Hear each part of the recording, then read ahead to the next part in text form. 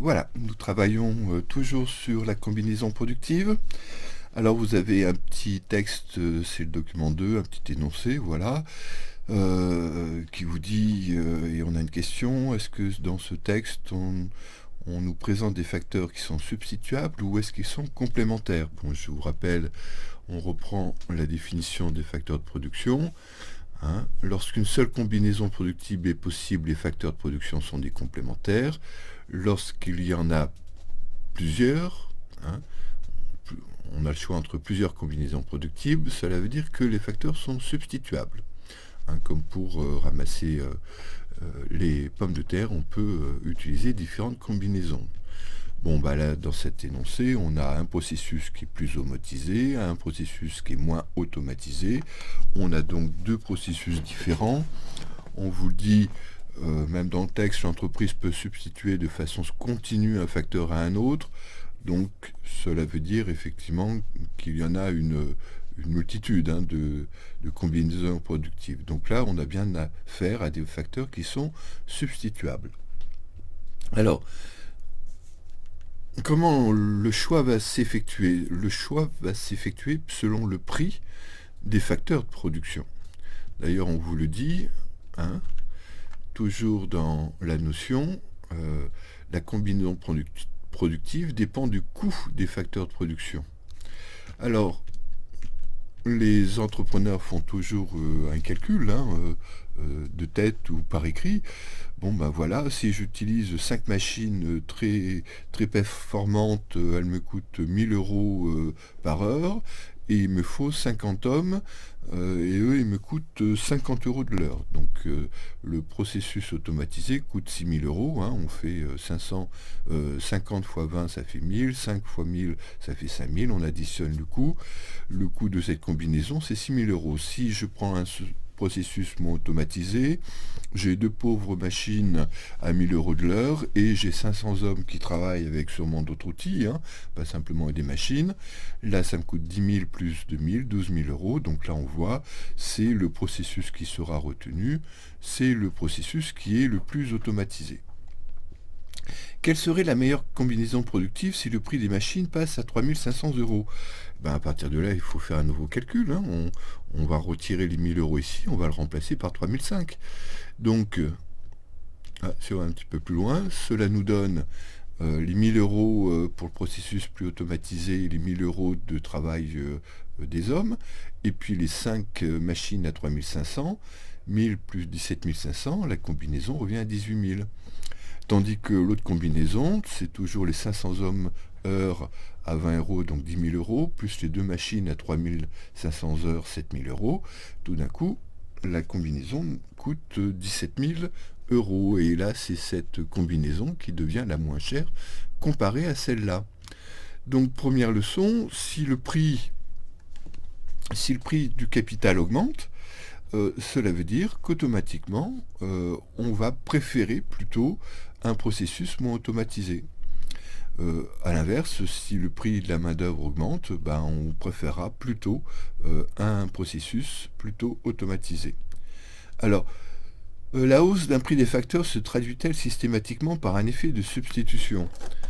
Alors, c'est pas parce que tout d'un coup le coût va augmenter à 3500 pour les machines que l'entreprise va tout d'un coup tout abandonner, son processus automatisé, et passer au processus le moins automatisé. Lorsqu'un entrepreneur a fait un investissement dans des machines, bâtiments, machines, etc., lorsqu'il a des hommes, des salariés qui ont une certaine qualification, bon, ben, il est un petit peu dans un cas de rigidité, il va continuer à produire, même s'il y a un processus qui coûte moins cher, parce qu'il est déjà avancé, il a déjà effectué ses achats de machines. Alors oui, il va peut-être essayer de les vendre, peut-être s'il faut les remplacer, il passera à un processus moins automatisé. En tous les cas, la hausse ou la baisse d'un prix d'un facteur, hein, il n'y a pas systématiquement un effet de substitution. Dans le court terme, par contre, dans le moyen et long terme, lorsque on doit renouveler les machines, oui, effectivement, il peut y avoir un effet de substitution. Ensuite, le choix de la localisation en fonction des facteurs de production. Comment s'expliquent les délocalisations vers la Pologne? Alors vous avez tout un tas, dans ce document, tout un tas d'éléments. Première chose, le premier, hein, c'est le coût du travail qui est très faible. Coût du travail qui est faible, on vous dit on gagne quasiment entre 30 et 50% sur le coût du travail si on compare à la France. Mais attention, on vous donne aussi d'autres raisons. La Pologne, c'est 40 millions d'habitants, donc cela représente aussi un marché. On peut vendre à cette population. Et en plus, la Pologne est au centre quasiment de tous les autres pays de l'Europe centrale. Alors, vous voyez, il faut savoir aussi un petit peu être curieux et aller voir un petit peu où se situe la Pologne. Si on regarde, hop, la Pologne, on l'a ici sur la carte, bah oui, vous avez l'accès si vous fabriquez en Pologne, d'ailleurs on va voir, ça sera à Lodz, ça sera ici, vous pouvez avoir accès à la Lituanie, à la Biélorussie, à l'Ukraine, à la Moldavie, à la Slovaquie, à la Tchéquie et à la Roumanie. Ils sont relativement proches de tous ces pays d'Europe centrale. Si on produit en France, c'est quand même loin pour aller en Biélorussie, hein. Donc vous voyez bien, la Pologne a cet atout. Ensuite, si on regarde, on vous donne aussi d'autres raisons, hein. Donc il y a le coût du travail, il y a l'atout géographique et le fait que ce soit un marché public, mais on vous dit aussi en Inde et en Chine, même si l'Inde et la Chine ont des coûts de production encore plus bas que la Pologne, des coûts salariaux beaucoup plus bas, on en revient, hein, on délocalise de moins en moins parce que euh, les informations de fabrication, la propriété intellectuelle ne sont pas vraiment respectées dans ces pays-là. Donc on se fait bien souvent avoir. Donc, et puis autre atout, la Pologne, c'est le même fuseau horaire, c'est à peu près la même culture, hein, donc il y a beaucoup moins de malentendus culturels. Calculer l'écart de coût horaire de la main-d'œuvre entre la France et la Pologne. Eh bien, regardez, coût horaire de la main-d'œuvre, en Pologne, c'est 7,1 euros. Alors, c'était en 2013, mais ça n'a guère varié depuis, hein. La France, c'est à 34. Eh bien, vous faites 34,2 divisé par 7,1, vous allez trouver du 4,8, un coefficient multiplicateur de 4,8. Cela veut dire que les coûts horaires de la main-d'œuvre en France sont 4, fois supérieurs à ceux de la Pologne. Donc vous voyez, euh, il y a cet aspect-là. Et pourtant, c'est ce qu'on vous précise dans le texte, les ouvriers sont payés que 2400 zloty, alors que le SMIC est à 1500, donc ils sont même très bien payés, hein, pour cette entreprise Compin.